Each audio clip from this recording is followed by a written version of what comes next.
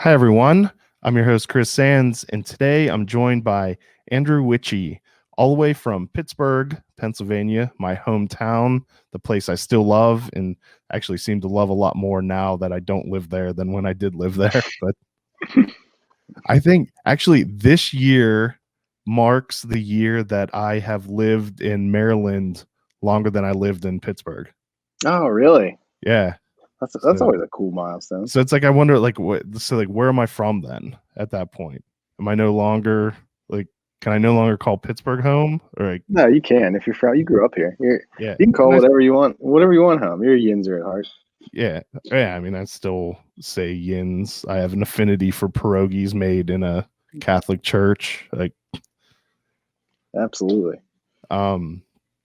So Andrew is the founder, owner, operator of Dancing Gnome. A lot of people, even though you're not distributed in Maryland, you still are very popular down here. A lot of people either are trading for you or driving up to Pittsburgh and coming back with it because the drinking groups always have photos of people drinking Dancing Gnome beer. So yeah, nice. I don't know how far away you guys are from like. Go ahead. I was waiting for how far away from where. I think my internet's all goofy up in here, man. I apologize. I was gonna say from Chambersburg, I think. There's a place called the Beer Corner and a place called the Beer Shed up in PA that gets some of our stuff every once in a while. I know that you said that's pretty close to Maryland. Yeah, that's not from me. I think Chambersburg is at maybe a half hour. I don't know. I'm really horrible with directions. An hour at the absolute most. So actually, that's good to know. I may have to start checking them out. That's a lot easier of a trip than driving up to Pittsburgh. For sure. So as we pointed out when I emailed you, it has been way longer than I thought it was from when I interviewed you last. Yeah, it's crazy. I remember sitting here in the tap room. I can't believe that was, pushing. Well, it's over 3 years ago, right? It was 2017. Yeah. So it's thank you for coming on again. And as I was saying before we recorded, we may as well just act like you've never been on before because there's so many more listeners than back then, and it was so long ago I probably forget the answers to half the questions. Yeah, no problem. So the first one, and I do kind of remember the answer to this one. Where did the name Dancing Gnome come from? Not a great story, but it's kind of multifaceted. I mean, one is it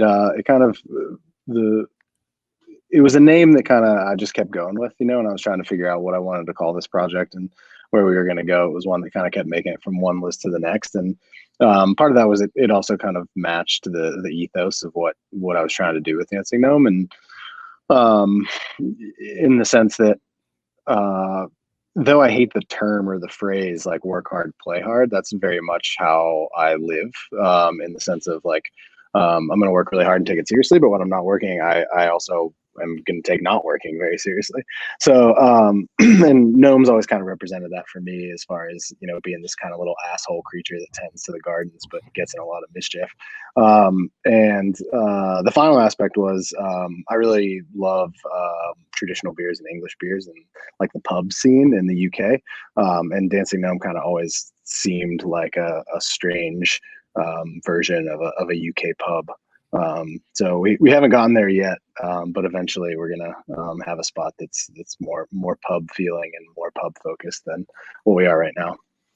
I completely unrelated, but since you brought up British pubs, I saw a news article yesterday that there's a pub in the UK that I can't remember what city, that has been open for 450 years and it's shutting down now because they weren't able to survive through COVID. Like survived world wars and everything, and now they're like, it feels like there's more to the story than like the short snippet they gave, because like how you survive 450 years and then all of a sudden can't, it seems a little bit weird. Yeah, I feel like at that point you just somebody has to forgive any debt that you have to keep that open. But yeah, and I don't want to do the math because I'm not that good at it. But it was like they opened originally 450 years ago, and they've been in the current location for 300 years. Oh my gosh. So it's just insane. And That is now they're crazy. closing. Yeah. That's a bummer. But one of my favorite social media posts I've ever seen you guys make was like a picture or a screenshot of an email asking for dancing lessons, and you just had like yeah. had the caption like every damn week. Yeah. Yeah, we do we actually that's stopped much less than it used to be. Every once in a while we still get a catalog, like a kids dance catalog. But it really was all the time. I mean, we were getting I still get emails too, like inviting me to dance competitions and like You should just different show trainings. up to one. Yeah, exactly. Is this the spot? But yeah, I guess somehow we got put on a list of something just because of the name, and so we ended up getting a bunch of correspondences in regards to dancing. And strangely, there is a dance studio right next door to us that That's even funnier. doesn't even have dance in its name. But yeah, we've had a handful of people bring their kids into the tap room thinking that it was a dance studio as well. I was like, oh no, that's right next door in the alley. But yeah, it was definitely weird. I wish the dance studio we took my daughter to was right next to a brewery. I have to drive I have to drive like a mile down the road, so it's not quite as convenient. Yeah. So the next question I always ask everyone is what were you doing before starting Dancing Gnome? I was a fashion retail photographer. So I worked right before Dancing Gnome. I was at a company called ModCloth, which was it's much different now, and I haven't really followed its trajectory. But 6 years ago, it was an online only vintage inspired women's retailer, and basically I was hired there to do video work as well as some photography work. And prior to that, I worked for American Eagle Outfitters doing the same thing, which is also based in Pittsburgh. So pretty much everybody knows American Eagle. But that was it. Yeah, my background was in film. I went to film school. I never wanted to do the LA, New York, Hollywood thing.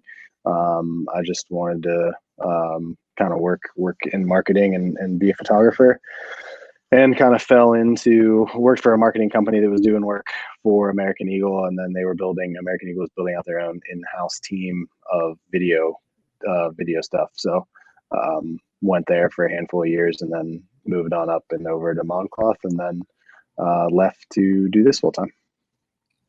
So how what made you go from doing that to wanting to open a brewery? It is pretty different. It's not a direct path. Yeah, definitely not.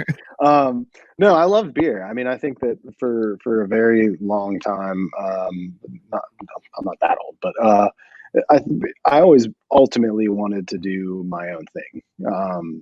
I did enjoy. I enjoyed those jobs, but you're still in corporate America, and you're still doing things that, even though it's in creative, which is good. There's still a lot of bureaucratic shit to get through, and it's not always that fun dealing with boss after boss after boss. And ultimately, I knew that I wanted to be my own boss eventually. It's just I didn't know what I wanted to do, and I kicked around the idea of opening a photo studio and doing photography full time on my own as Andrew Witchey, but I was never that passionate about it. I mean, I was a decent photographer and I was good at it, but I think the corporate world and that kind of marketing grind of photo shoots and long days and stuff like that, and never really wanted to do that on my own. And then loved beer. It was kind of my outlet beyond it. I traveled a ton for work, and in time off outside of shoots, I was hanging out at bars or breweries specifically, and meeting brewers and talking to them and brewery owners. And so loved beer and kind of fell in love with the scene. And it really, personality wise, I think fit. And I was getting along with these people really well. And beer was already so much a part of my life it was pretty much my only hobby outside of work.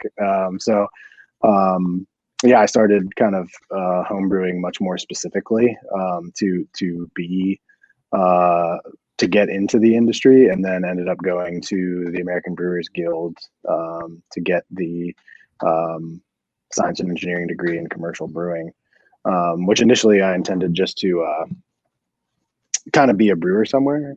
And when I graduated, if you will, when I got the certificate from American Brewers Guild, it was kind of like, what do I have to lose? I'm young. I don't have a family. I've nothing else. I don't have to worry about anything. So I might as well start working on my own business plan now. It was kind of a cushy corporate job. I mean, I was paid well, so it made sense to build it out while I still had that cushion and convenience of working the corporate world.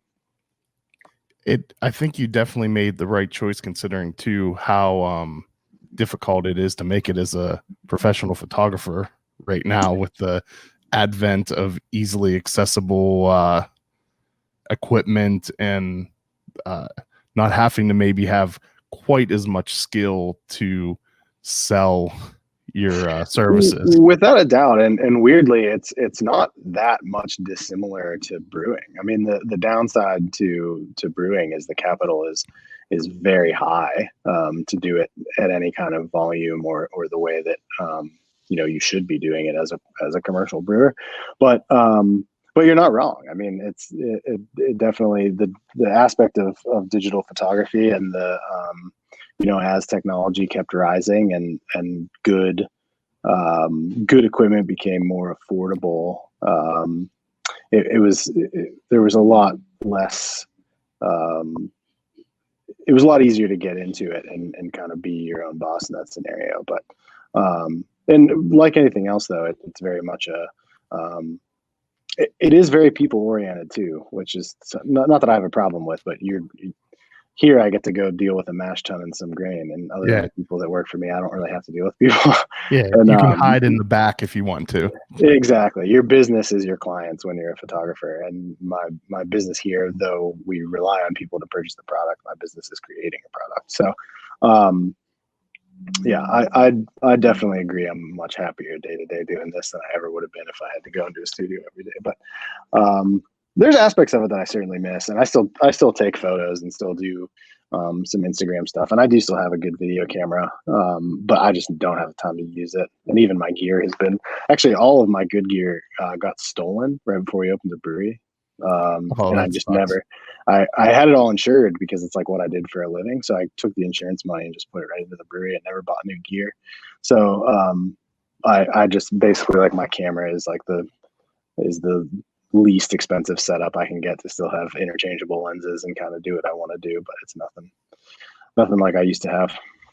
It's almost kind of like serendipitous then. Gave you an extra infusion of capital for opening. Exactly. It really did. And it strangely was very helpful. It was sad, but there was like a feeling of, man, maybe it was good that I left it in the car that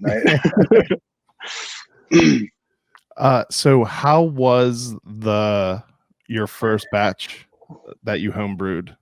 Was it good? Was it awful? It was awful. It was just a kit. It was like an amber ale kit from like Northern Brewer or something like that. It was kind of I got into beer in college, which I guess is as early as you can get into beer, but I didn't drink at all until I was 22. So like my senior year of college, I basically jumped right into craft beer when I started drinking. And really loved it. I always like loved the culinary aspect of flavor in general. So like prior to, and I still am into coffee, but not nearly as much as beer, but I was into coffee. So just kind of taking that from a flavor and aroma perspective, and what that does to the senses, and emotions and kind of everything. I just have sort of a fascination with that. So I had friends in college that homebrewed, and I had absolute zero interest in it. I was like, I don't know what I'm doing. I don't really care. It takes 8 hours to do this. My Saturdays are worth more than that. I just want to drink and try other people's beers. And then basically I got to the point where I had everything that was distributed to Western Pennsylvania. I was driving to Ohio and West Virginia to try to get beers I didn't have. I was, trying to order what I could at the time. It was like nothing, because we're talking like 2010. So doing my best to get my hands on beers that were available. And then it kind of was like, well, I know all this. I'm starting to study and research and read about beer and get into it. And it was like, it's just time. Like, I feel like if I want to get into this industry in any way, I need to know how this works from a science perspective. So I just got a kit to be like, oh, I wonder what this is going to be like. And it was definitely the beginning of the end, but yeah, it was terrible. I did that in a porter kit, and then I immediately got all grain system, and then I used that for like a couple months, and then I think I used that for a season, so for a summer, and then I bought the pilot system that we have here. It's fun. Home brewing is really what pushed me towards drinking craft beer, because until then I hadn't really, actually I didn't drink at all for 10 or so years. And then I started working someplace that my boss homebrewed a lot, and he took me once with all of his friends. We're doing a meetup at a local homebrew place that does it kind of like Huff's, where you can do the brew on premise. But there, like, I think at Huff's you can only do their recipes, or can you do? Yeah, they had a handful. I don't even think they do that anymore. But, yeah, I think they stopped, but I think they had a handful that you could pick from, and maybe, I guess, if you really knew what you were doing, you could do your own. But I think it was like basically what they had. But so that anyone listening is not familiar with Pittsburgh, there's an awesome bar is that Greenfield? Yep. In Greenfield, which is right in the Pittsburgh area, that used to may still have, but I think you're right that they don't do it anymore. A place where you go and brew there, and they did a lot of helping, and it made it easy to homebrew. But there's a place in Frederick where you basically just rent their equipment, and then you use your own recipes and everything. So I went with him in a group of his friends, and that was the first time I homebrewed. And then Flying Dog also moved to Frederick the same time I did. Yeah. But it's that 8 hours a day, spending 8 hours in a day homebrewing, that got me to just stop and let professionals like you do it and just enjoy the fruits of your labor instead of brewing myself at all. Yeah, and I mean, it is very different. The general aspect of brewing is brewing. So like if you're brewing a gallon, it's the same general process as brewing 700 gallons. But there is something like easier about commercial brewing. I think mostly it's just like the setup and teardown. Like it stays here. That's what clean in place is for. You clean it in place. So there's and that was the other thing too, is like I basically started home brewing with a very purposeful intent of getting into the industry. So it was never like a weekend hobby for me. It was like doing it as a very particular stepping stone to get somewhere. Yeah. We're going to take a real quick sponsor break, and then when we get back, let's talk about your expansion next, whenever. So we will be right back. If you haven't heard about our beer dinners, well, now you have. Typically, the last Tuesday of each month, we partner with a local brewery and craft an exclusive 5-course dinner. Each course is thoughtfully paired with some of the finest craft beer available. You'll meet the brewery, enjoy memorable pairings and service, and have a damn good time. Like us on Facebook to stay in the know when tickets become available, because they will sell out quick. Idiom Brewing Company proudly offers a delicious variety of beers to satisfy the most discerning tastes. Best known for their wide array of IPAs, delicious fruited sours, and robust porters and stouts, Idiom prides themselves on continuing to innovate, utilizing new and experimental hops, local ingredients, and unique flavor profiles. Idiom has a simple goal in mind: to bring people from all walks of life together to enjoy themselves and each other. Idiom Brewing Company is located in downtown Frederick, just south of the intersection of East Street and East Patrick Street, with ample seating and directly on Carroll Creek. Cool. So I know I don't know a whole lot of details about it, but I know you have an expansion that you're working on, but has kind of like the goal and what you're doing has kind of changed because of COVID. Is that accurate? Yeah, I think just yeah, sort of. Okay. I think that so the goal with it obviously is to make more beer, which is the original goal, and I think that we have been working on it for a very long time, and it's not huge. It's not like we're going to be the size of like Victory or anything like that, but it is significantly larger than what we're doing here. And being the second place that we're building, we made a strong effort to I hate to say do things right because there's a million right ways to do anything, but we wanted the floors that we wanted, and we wanted the glycol piping that we wanted, and we wanted to gain small efficiencies here and there by using better materials, which we didn't have the luxury to do when we were here. It's been a long time, and we actually broke ground on that last summer during COVID. So that slowed down a lot of things because materials were really hard to get. I mean, we're still waiting on garage doors that were ordered in like August. So they just don't have them. What COVID kind of did was change the focus of what we were going to do. It was going to be built out all at once. And then we kind of took a step back and we're like, well, let's not even worry about the tap room because who knows when we can open it again, and let's just get the production rolling. So we focused on the production side. So that's nearing completion now. And then they're starting work on the tap room now. So it might even end up they get finished like pretty much at the same time anyways.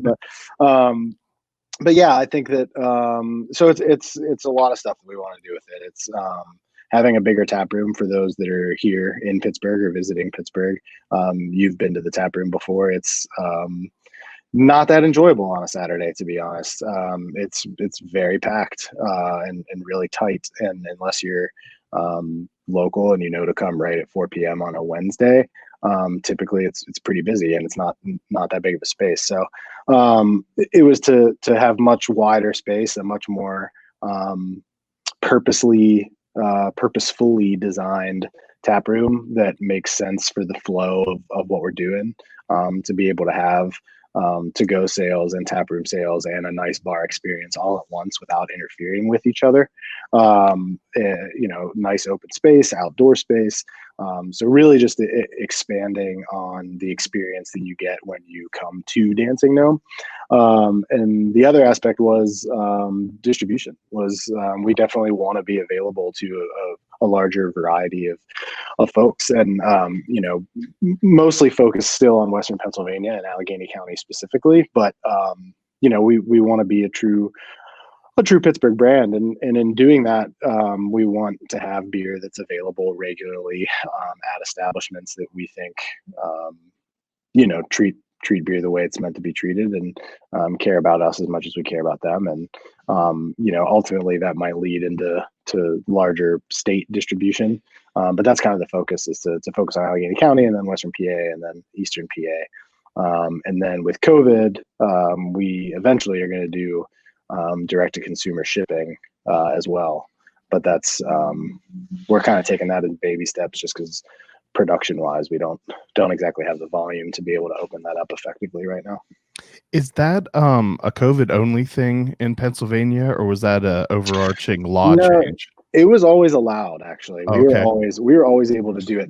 I think the reason that very few people did was multifaceted. One, it was production based. I mean, PA has a lot of really small breweries.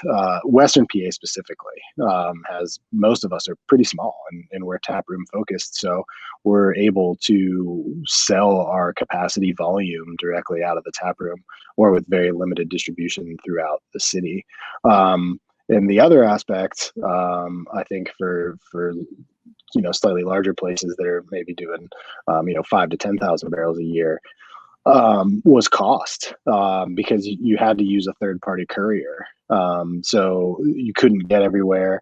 Logistics were difficult. It was very expensive, $30 to ship.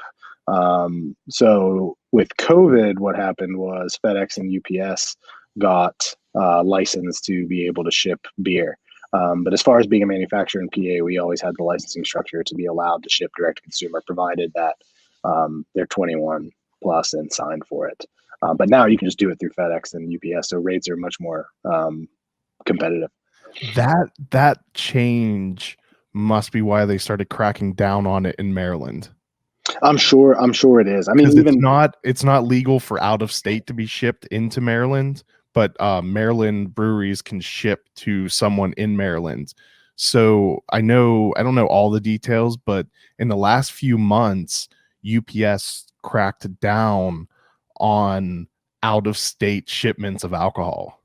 Yeah, I mean, we didn't get nabbed for anything because we didn't do it, but we have two accounts because we have an alcohol account and you're only allowed to ship alcohol through that. And we were using it to ship merch as well. And they were like, what are you guys doing? Like, what are these shipments you're sending to all these places? And I was like, well, look at the weights. Like, it's clearly not beer. We're talking it's a half a pound in an envelope. Like it's not beer. So they were like, all right, sending 4 ounces at a time. Yeah, in a Ziploc baggie. It's a taster. But so they just said like, hey, don't use this. Like, we are monitoring this account, so don't use it for anything other than actual alcohol shipments. So we have two completely different FedEx. I'm glad you told me that. Now that I never looked into it, it was just something I was curious about. But that makes complete sense that because they did something like fully legitimate, that they cracked down on any kind of skirting or loopholing that was done. Yeah, and I don't know about outside producers. Like, as an inside producer, we were always allowed. But I know that, like, I don't know. Out of state can ship into Pennsylvania. Yeah, so Trillium started. The Veil does now. Other Half does. Aslan does. Equilibrium. So a lot of those guys that are in demand. And I don't know if it was one of those things where like COVID made them make the decision to do it because they had the excess product, or if COVID allowed them to do it from an actual state perspective. I know there's really wonky rules around it, though.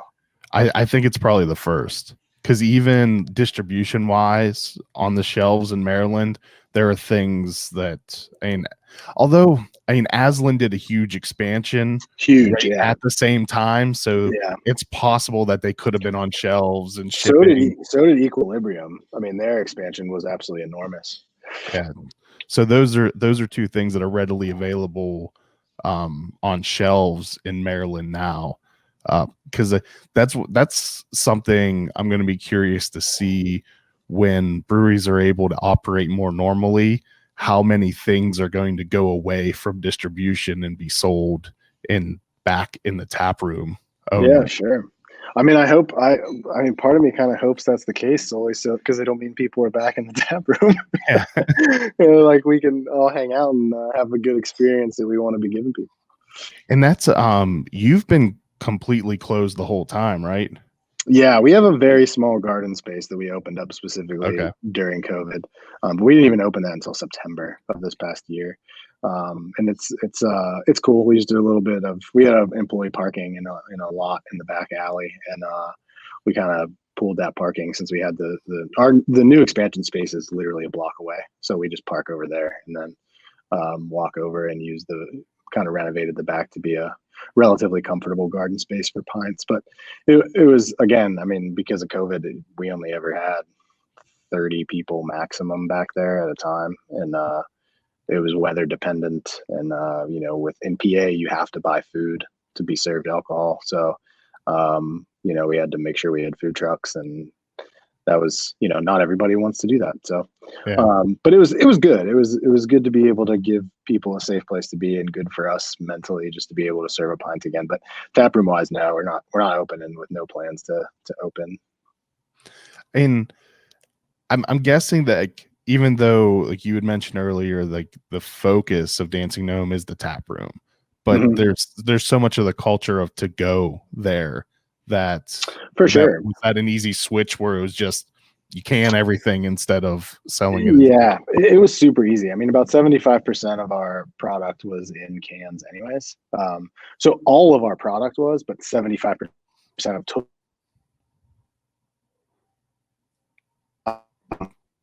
So we just went to basically 100%. Right. And You froze up we'll there do for a draft little. like on demand in the sense of like, am I back? Yeah, you're back now. Did I make So it? I think what Am you I were here? saying is that Okay, your cool. volume was 75% canning, and you just bumped that to Yep. 100%.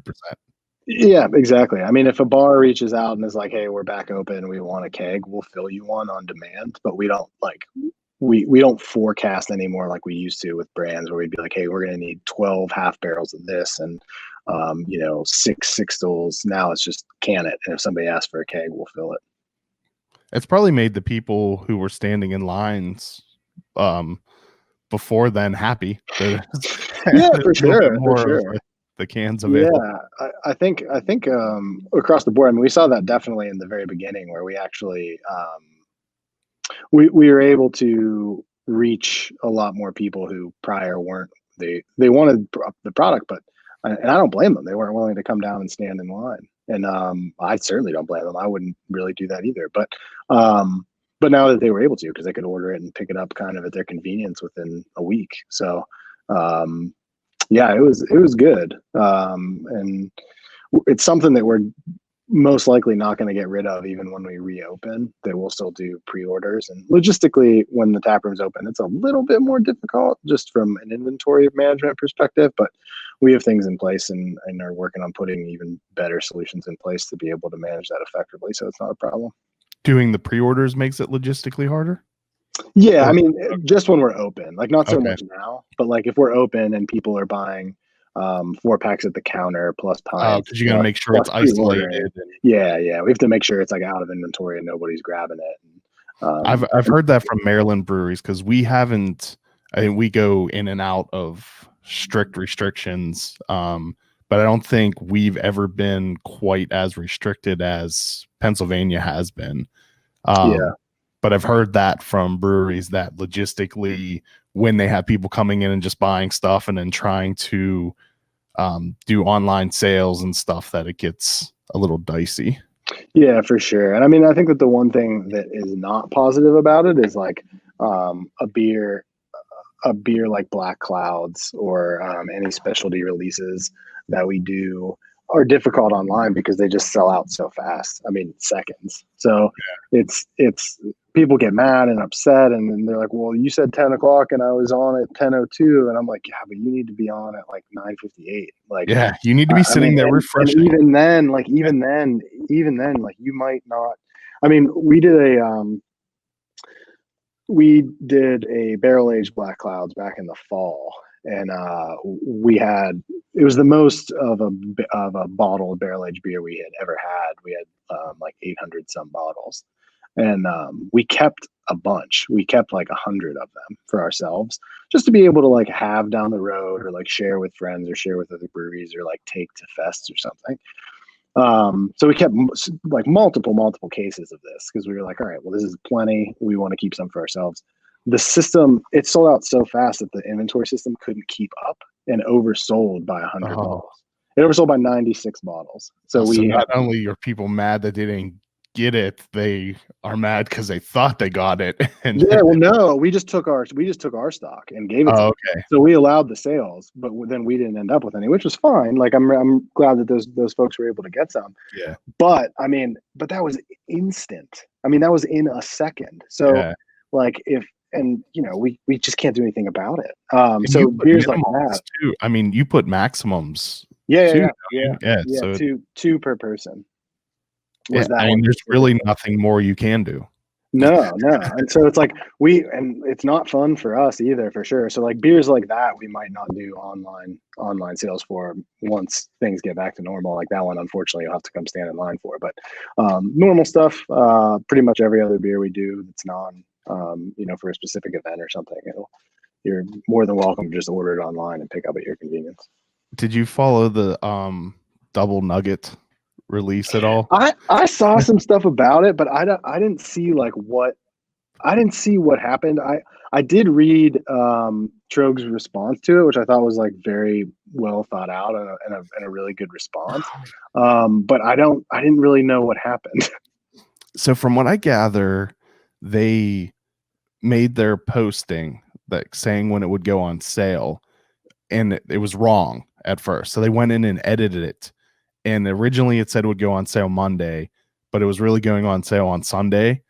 So people were livid that, and it's just like Dark Clouds, like it's sold out almost instantly.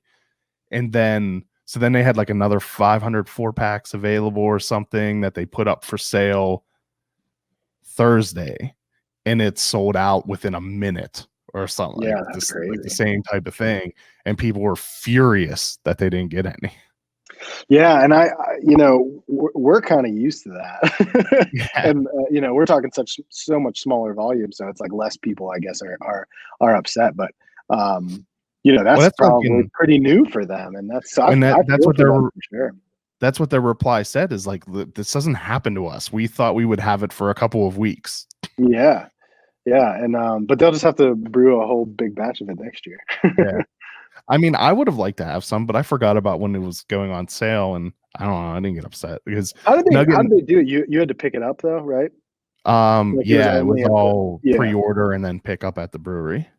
But Nugget Nectar, I think, is the first craft beer that I would say I truly loved. Like, that was, if someone asked me what my favorite beer was, it was Nugget Nectar. Yeah, that's fair, man. That beer's awesome. Now I don't really have an answer. Like, there's too many. So, yeah. But so I would like to try Double Nugget, but I'm not going to get all pissed off because I wasn't able to get some. It's like, for sure. It's like so many beer drinkers at this time have this mentality, like if they want it, like they're entitled to be able to buy it. Like, it can only make so much. I wonder, like, I don't follow many other industries, but like, does that happen in like the sneaker world? Like when somebody releases like it, like do people get real pissy? I don't think I'm definitely not in that world, but I think it, like, that's just so expected. Like, people don't get pissed off when they can't get it. Yeah, because they know. And it's a smaller, but I have a couple of people who are definitely sneakerheads. I'm gonna have to ask them that, and they're also super into beer, so they'll get the correlation. I'll have to ask them if there's any similar. But I like that. That's literally the only other industry I could think of that would possibly be like that. Yeah, for sure. Although apparently it happens with like YouTubers. Like, YouTubers will release special merchandise, like a limited release of merchandise, and their subscribers are clamoring for any, like, I'm too old for that. I don't get it. Well, it's one of those things that fascinate me, like all these little like subcultures, and it's super interesting that there are people on YouTube that have tens of millions of fans, and most people have never heard of them. But they're like ridiculously popular. And then I've never heard the name before, and I could say hi to them and would have no idea that there are tens of millions of people that would be ecstatic. Yeah. They're making a ton of money sitting in their rooms. Yeah. So it's one of those like cultural phenomenon things that I'm very interested in. All right, let's take one more quick sponsor break, and then actually I have a couple real quick expansion questions, and then I want to talk about collaborations that you've done recently. Cool. So we will be right back. There are many reasons why I have chosen District East for where I purchase beer. I love the flexibility of being able to make a custom 6-pack or take home a crowler from one of the 8 beers on tap. Their friendly and knowledgeable staff do an amazing job at keeping a diverse selection on hand. You can even purchase artwork from the monthly featured artist. District East is located on Northeast Street in Frederick, in the same shopping center as Family Mill and Rockwell Brewery. You can find today's beer lists on the District East Facebook page or at www.districteast.beer. To all you craft breweries, wineries, and distilleries out there, listen up. Atlantic Custom Solutions is the real deal in providing you branded growlers, ceramics, glassware, and accessories like koozies, coasters, and keychains.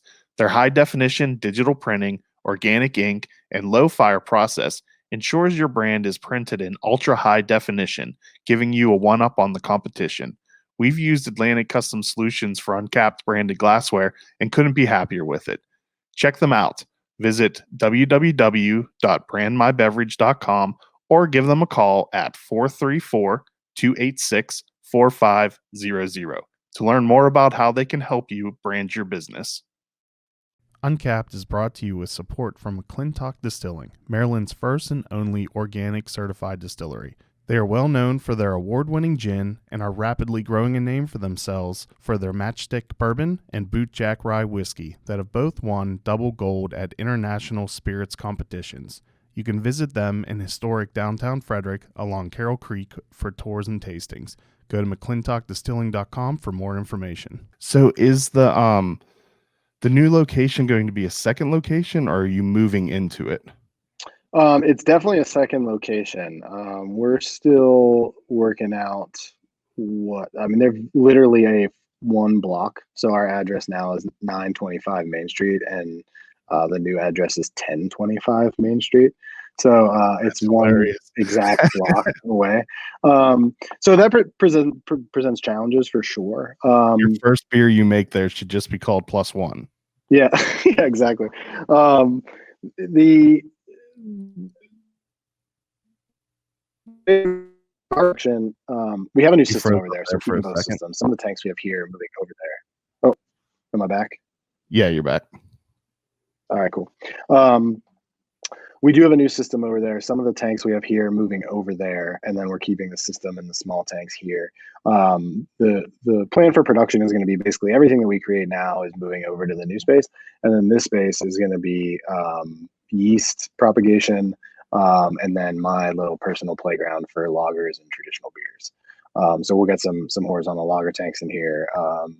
Get a cold liquor tank in here, and so we're never going to be like busting out lager production, but it's stuff that I'm really interested in and really love doing, and want to be able to kind of present to our fan base as well on a limited but more consistent basis. Right now we really only do 3 or 4 lagers a year because it takes up so much tank time. So if we focus on it, we should be able to do 1 or 2 a month.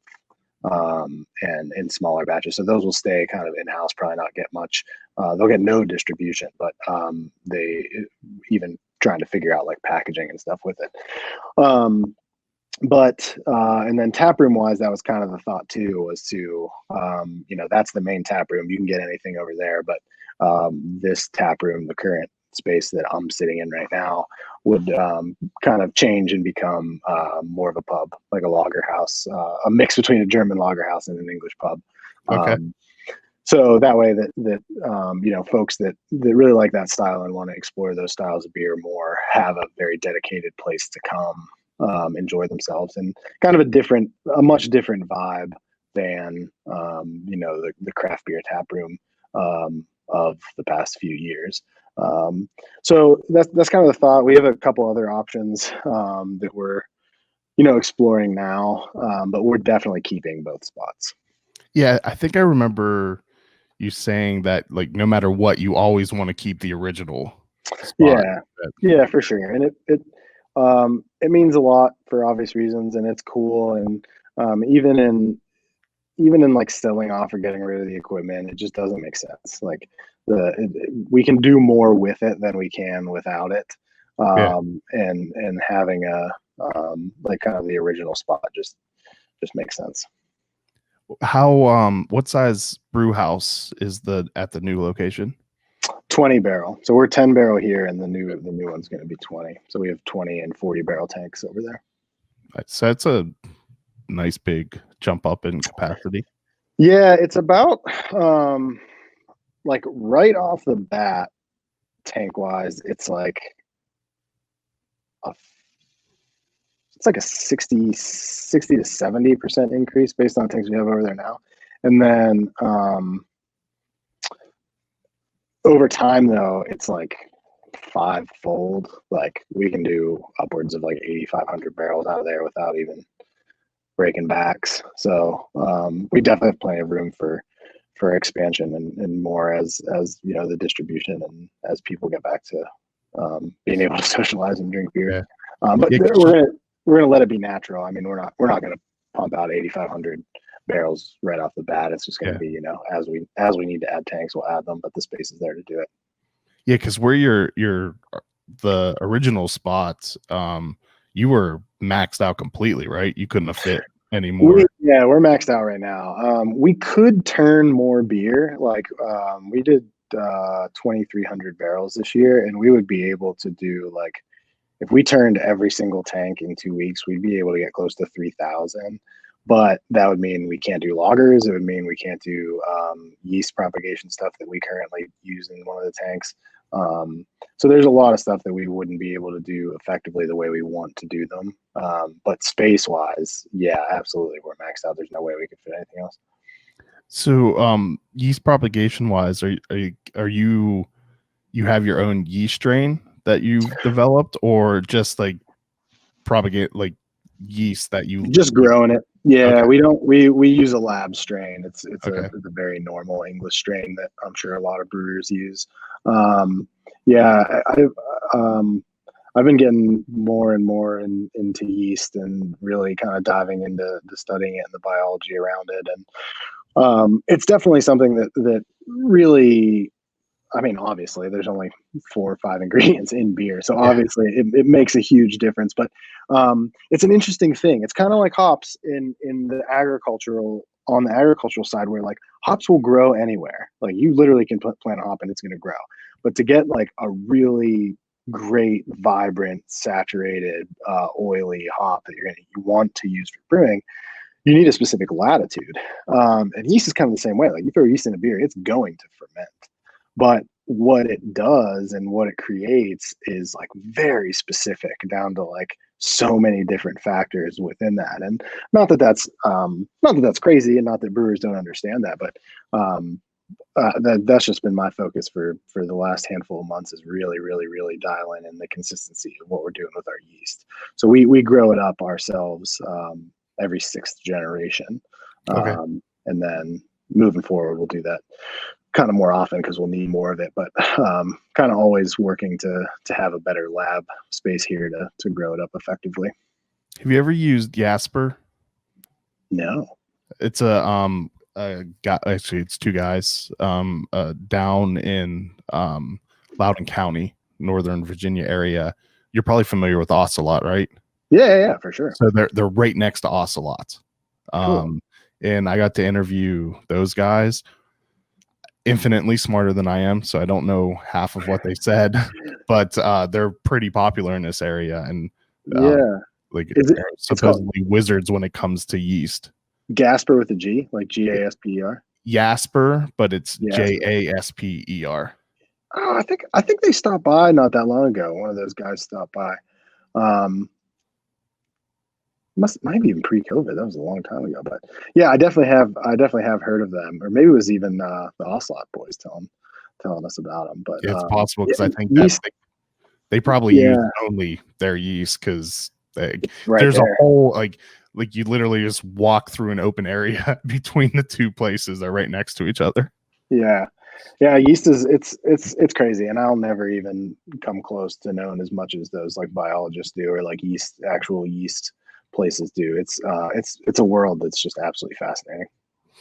I've had I think a couple brewers at this point now say to me that they feel like going forward, that's going to be one of the bigger differentiators, even more than hop usage, is going to be yeast. Yeah, I mean, I think for sure, like strain wise, and like what like the flavors you can get, and and then even down to that is like how much you're willing to care about. I mean, it is truly crazy how like the factors, like if you've ever homebrewed, like obviously you know that pH matters, obviously you know the temperature matters, obviously you know that like oxygen content matters, but like to what degree do you care about it mattering? And like when you're talking about like parts per billion, and like getting down to like what does this half a degree temperature shift mean at this period of time for this pH, like you start to lose your brain. but for sure, I do agree that I think that there's so much that can happen as far as like with the consistency is one thing, is just absolutely huge. So being able to produce a beer consistently time over time, which is far more important when you're talking distribution. It's always important, but you know what I mean. Yeah, just quality of product, of like even saying like, hey, this is a really good beer, and you might not know why it's a really good beer, but that's an aspect as to why. So earlier you had said that you wanted to be a true Pittsburgh brand. How did your collaboration for Robin Hood come about? That was fun. That it Because was I mean, they're definitely a true pit. Like Iron City is a true Pittsburgh Brewing Company. It's a that true was Pittsburgh brand. that was actually a really kind of strange serendipitous thing too. Me and operations manager here, Mike, were always kind of talking about how cool it would be to brew a beer. Like, we have a lot of respect for those brands, as I think a lot of like professional brewers do at this day and age. Like, it's tough to brew beers that consistently. It's, you know, big brands, nostalgia, X, Y, and Z. I think it was Off Color that did a collaboration with Miller High Life. Was that who it was? Was it Off Color? I don't know. I don't think I saw that one. It was basically it was like a barrel aged. It was like they brewed Miller High Life and then they mix cultured it in barrels. That's And crazy. yeah, it was really cool. We're like, oh, with Iron City, and then one thing that we always talked about doing was, you know, we knew Iron City had a ton of or Pittsburgh Brewing Company is the parent company of Iron City, and we knew that they had a ton of old brands that they used to brew, and it was like, oh man, it'd be cool to resurrect a brand and have it like, even though Dancing Gnome would brew it, it would be its own brand. And we knew the guys that run the marketing team for Pittsburgh Brewing Company. There's beer guys, and they come in. They're actually getting ready to open their own breweries here in Pittsburgh as well. But and they were like, "Hey, would you ever like have an inch?" Like, we were talking at a round table, and like we were thinking about maybe trying to do a collab with another local brewery. Would you ever be interested? And we were like, actually, yeah, like we've talked about that before. So we sat down at this big mahogany desk in this big office, and we kind of pitched that idea of bringing back an old brand, and they were into it. And they were like, we should bring back Robin Hood. Like right off the bat, they were like, we should do Robin Hood. And I was like, I don't even know what that is, but sounds good to me. And so we kind of went back and forth, and then I worked with their brewmaster and met with him and kind of gave him what I was thinking recipe wise. And we didn't really worry about the original recipe because it was more for like mass production. There was like a lot of corn syrup and stuff in it. Okay. So we did it much more craft based, but yeah, that's how that came about. It was cool. It was fun. Okay, I like that better then, because I thought it was like a resurrection of, and I'd never heard of Robin Hood. I didn't even know that was a beer that they made. Is that from a really long time ago, or it was like 1971 to 1974. Okay, so I definitely was not around, let alone it was a long time ago. We definitely had people that like will have never bought a Dancing Gnome beer and will never buy one again, but came out for Robin Hood just because they remembered it. Did they say it tasted at all like what it used to taste like? I doubt it. I hope that they enjoyed it though. I mean, it really was just a nice easy summer cream ale. So it was just a beer, but yeah, it was fun to do, and the labels were cool. We kind of like updated but resurrected the original label, and people would bring by like the old steel can. And yeah, it was cool. Old steel, like peel top. Oh yeah. They're like, you could like throw it at someone and just knock them unconscious. It was like so heavy. I have a couple of the Iron City like Pittsburgh sports team cans that my sister-in-law gave me for Christmas one year, and they weigh almost as much as a full aluminum can. You like can't crush them. It's unbelievable. They'll live forever. I never looked it up. How close was the label design to the original? Because it was it did not look like a Dancing Gnome label. It was a fairly old school plastic. Okay. Dang, for the longest time I had one sitting on the desk in the office, and somebody must have moved it. I was just going to show it to you, but pretty similar. I mean, it was basically Robin Hood in doing something in the woods, and it had some copy on it, and then the marketing team that asked if we had any interest in it was the ones that designed it, and they just kind of modernized it a little bit, but still kept it old school. Changed the framing, changed some of the aspects of it, but definitely kept the heart intact. Yeah, when I first saw you post about that, I was like, wow, those are two brands that do not go together. Yeah. So, Yeah, definitely. There's definitely a lot of folks that feel that way. But I've always, like I said, like I love beer in kind of every aspect, and I think that there's something to be said for the historical nature of it. And I think that I think it's cool. I as much as like I have an affinity towards Pittsburgh, Iron City and Icy Light don't fit into that that category. Yeah. Yeah, they are working on bringing back brewing into Pittsburgh though, specifically. So it'll be interesting to see if they do that and how they succeed with it. But right now they're out in Latrobe. Yeah, because that was actually the like when I was in college, that was the fancy beer that we drank was Rolling Rock. Yeah. So that I was gonna say I didn't know if they were still brewing out in Latrobe or if they had because there was like some drama involved with them leaving Pittsburgh, wasn't there? I don't recall it, but it wouldn't It surprise was a me while if ago, there wasn't was. it? Yeah, they left completely different ownership at this point. Okay. They left, basically took all their brands. They actively have people on the grounds in Latrobe. Like their team brews in Latrobe, but I don't think they own that brewery. Like I think that they like basically lease space or contract brew out of that Okay. facility, which like you said used to be a Rolling Rock facility.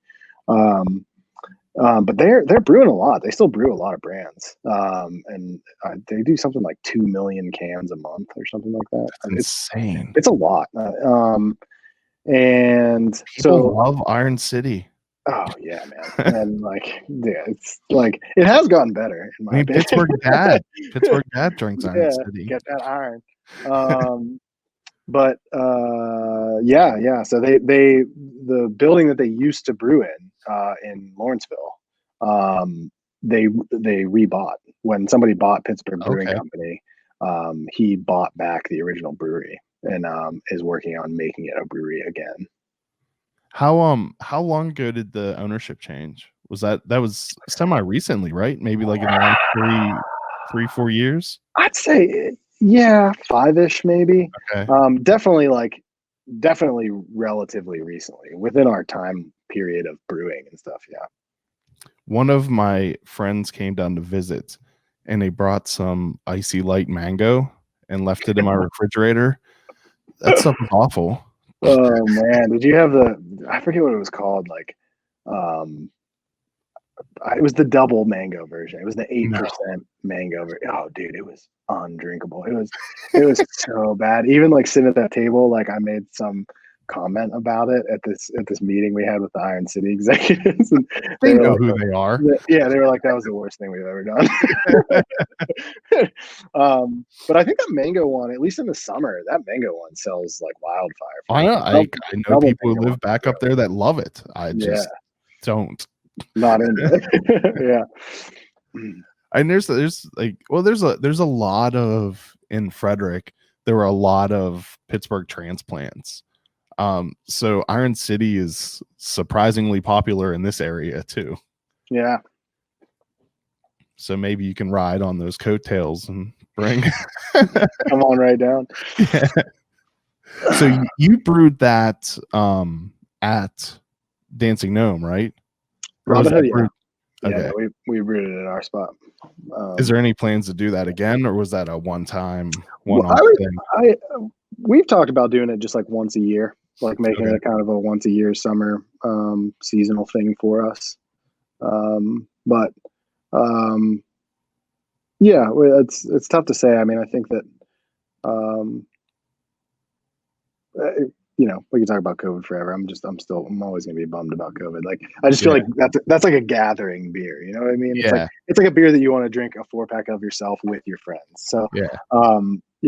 It's bummer that we can't do that stuff. But yeah, I would love to brew it again, but it's also I would never do it without discussing it with those guys. Yeah. It's kind of crazy the resurgence of popularity in cream ales. They're definitely, yeah. I mean, I know people. I mean, places are doing like pastry cream ales and doing some weird stuff with cream ales, but yeah, I mean, it's basically just an American. It's basically a lager when people didn't have lager yeast and didn't want to take 3 months to create a beer. So it's just easy to drink. It's a beer that tastes like beer. Yeah, it's not like a style though. If anyone asked me a few years ago, like what's something that's not popular now that you're gonna see more and more brewery, and maybe it's not happening in Pittsburgh, but like in Maryland, there are more and more breweries coming out with cream ales. Oh, really? Yeah. Yeah, I would say. I mean, we've in our arsenal of beers, we've probably done 5 different cream ales. And so it's a style that we like for sure, but I don't think that there's very many other places coming out with them. I know, like, I hate, like, family oriented seems weird, but like restaurant spots like Spoonwood and Mindful, and do that kind of style a little bit more really. But as far as like us and Brew Gentleman and Hitch and Grist House, like, I think we're pretty much the only ones that have ever cracked into that. But I'm sure that it'll be coming. Yeah, it's gonna be the new hazy. Yeah. Hey, I hope they're way easier. Well, probably a lot cheaper too. Yeah, like insanely, not, it's like uncomparable. Profit margin goes through the roof. Yeah, and you can sell them for less. People can buy more. It's great across the board. So you did a few other collaborations over the past year too, or maybe they were for all pre-COVID. We've done a couple in COVID, like some virtual ones, and we did one with Good Word in Birdsfly South from Georgia and South Carolina, respectively. That was what we brewed that one here. New Trail just came out with Expedition Pack that we were a part of. We did a double IPA with them for that 12-pack thing that they did, which is pretty cool. And then I'm sure that there was other ones, but I can't for the life of me remember right now. There was the one from the Fresh Fest Digipack. I don't remember. Oh yeah, that was called Wise Words. And then that was in July. We did that one here. And then we also did that Mass Landing Permanent Hangover collab. Okay. There was I don't know if you saw that. It was just a Pilsner, but it was like based on KFC. It was weird. It was classic Permanent Hangover. It was cool though. You need to come down here and do one with a Maryland brewery. Yeah, all kinds of great places. I'm down. We did Burley Oaks, Maryland, right? Yeah. We did one with them last year. Oh, I did see that. I never got any of that. We did two with them last year. Yeah.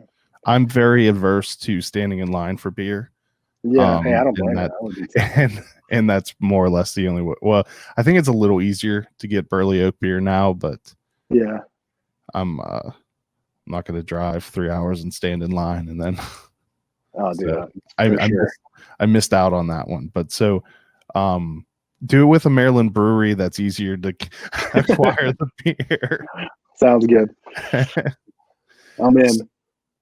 All right, you just solidified it. So I'll find you a brewery to do it with that is on par with Dancing Gnome and that you can do a collab with. Cool. So you also actually, it's not super recently, but was it maybe just during COVID you started your own podcast? Yeah, we had plans. We actually we started that in January, so we had plans to do it pre-COVID, and then COVID just hit early on. It's surprising that we made it a year with that. It's fun. It's not nearly as professional as yours. I mean, at this point, heck, we're just recording on a phone because we're not even getting together for it. But it actually, I'm surprised because it sounds pretty damn good. Yeah. Jaron has some recording stuff that he's hooking up to and doing stuff with, but yeah, it's cool. We kind of just do it just to get together and shoot the shit and drink some beers, and yeah, it's fun to have some other people on. I mean, you get it, you do it. Yeah, I listened to a couple of the episodes you've done with the Pittsburgh breweries I didn't know anything about. Yeah. Like 4 Points is one of the most recent ones I listened to. Yep. Because that my wife's family lives in Monessen, Oh, cool. and it's like I think it's maybe literally 2 miles from 4 Point, so Yeah. I'll stop over there whenever we go up to visit. Yeah, it's a really cool spot, man. And it is definitely, like, as far as Pittsburgh is concerned, it's out there. Like, it feels. Oh, it is definitely out there. Far. Like, it is. It's a struggle to, like, find a time where you're like, yeah, of course I want to drive an hour plus and drink a couple beers. Yeah. Like, honestly, I think it's further away from me than North Country is in Slippery Rock, which seems crazy. Is. I think it's further away, and Slippery Rock feels like an eternity away. But super good barbecue spot, super solid beers. They're actually opening a tap room on the north side, though. So Okay. next time you come out this way, it'll at least be easier to grab some of their beers. Yeah, we either always stay with my sister-in-law or my mother-in-law. Mother-in-law, it's 4 Points, and my sister-in-law lives in Greenfield, so my brother-in-law and I usually, while the sisters are hanging out, we take a jaunt to the 3 places we always end up hitting up are Dancing Gnome, Grist House, and Hitchhiker. Yeah, nice. That's a nice little close trifecta right here on the other side of the city from Greenfield, but still not that far. Well, it's 20 minutes every. Yeah. And because anytime I would ever ask my brother-in-law how long it takes us somewhere, he's like, dude, it's just 20 minutes. Everywhere in Pittsburgh is 20 minutes away. That's super accurate, especially from that area. I lived in Greenfield for years and years, and it's very true. Yeah, so we take a John out, pick up some 4-packs, and then head back and enjoy the rest of the night. Nice, man. Or a couple times we drove down over the hill and went to Voodoo, but usually it's trifecta. Yeah. I think that covers everything I had. Guess there's probably not a whole lot coming up that people have to look forward to. No, these are general releases, which you can always kind of find online when I get around to updating it. No, I think as soon as we're able and things settle down, we're gonna open back up, and I'm really looking forward to it. I mean, I think that depending on when that is, it might get to a point where people we don't have any plans to distribute to Maryland specifically, but further out more regularly into Pennsylvania. So if you are close to the border or live anywhere, you might be able to find a bottle shop across the border that might carry our stuff.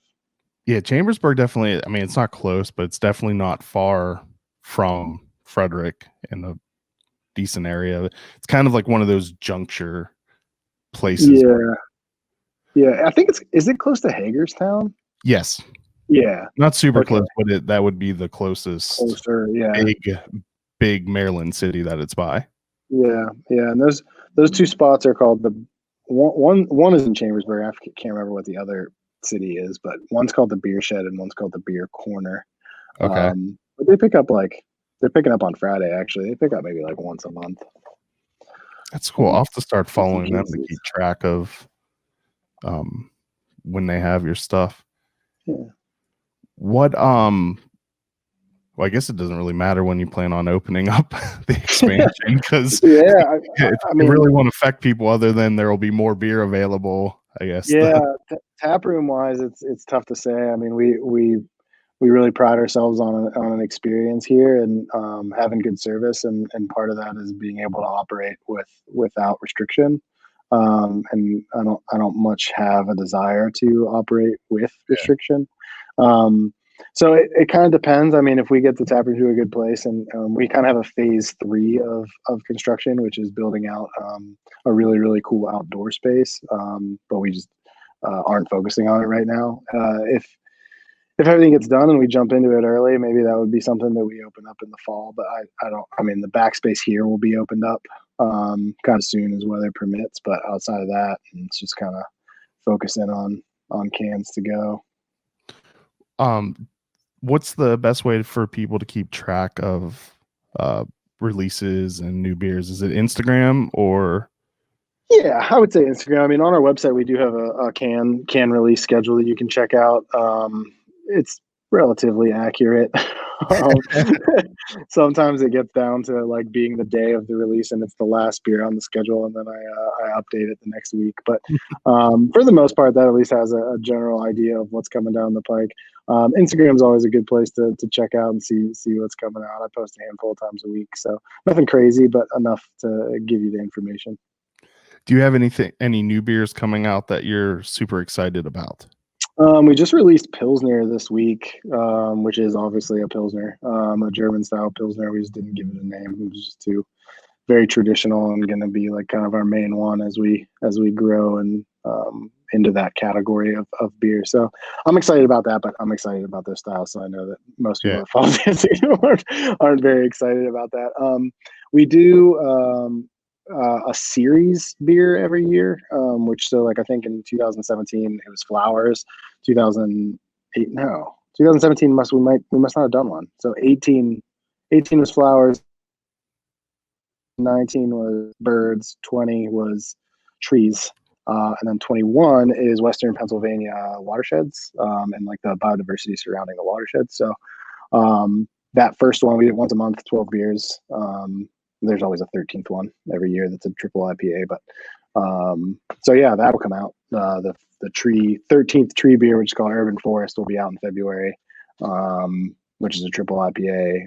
But the first of the Watershed series, just called Watershed, will be out at the end of this week. We do also have a barrel-aged barley wine that's coming out at some point soon here. No release date, no anything, but we're getting prepped to condition and bottle that up for release sometime soon. So that's a beer style I wish I liked. Because I kind of feel that way too. Like I like it, but I don't like. I don't know. I'm kind of a volume drinker. Like. Yeah, I want to drink like a 4% beer over and over and over again. I don't want to drink like 11% beer. Yeah. Like breweries do such cool things with barley wines, but I don't like them. So I always like, oh, I want to get that. It's so cool. And they're like, but Chris, you're not going to drink it. Yeah, there's a nice little collector's bottle, you know. I loved Gratitude.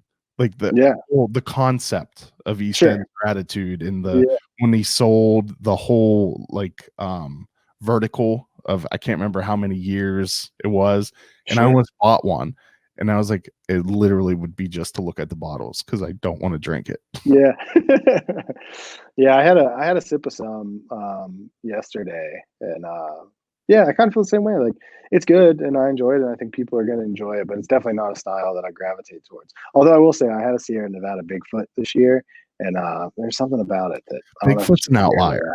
But yeah, there's something about it that's just like, dang, I don't even know how they brew this beer. It's like so good. I had, I want to say it was like a 15-year-old bottle of Bigfoot. It was absolutely phenomenal. Was it in an 8? They used to put that in 8-ounce bottles. It was a 1996. So I was trying to map like when I had it went from 1996. Yeah. But it was so good. That was probably the only barley wine I ever truly enjoyed, but it did not taste like a barley wine. had a nice little bit of oxidation on it. Yeah.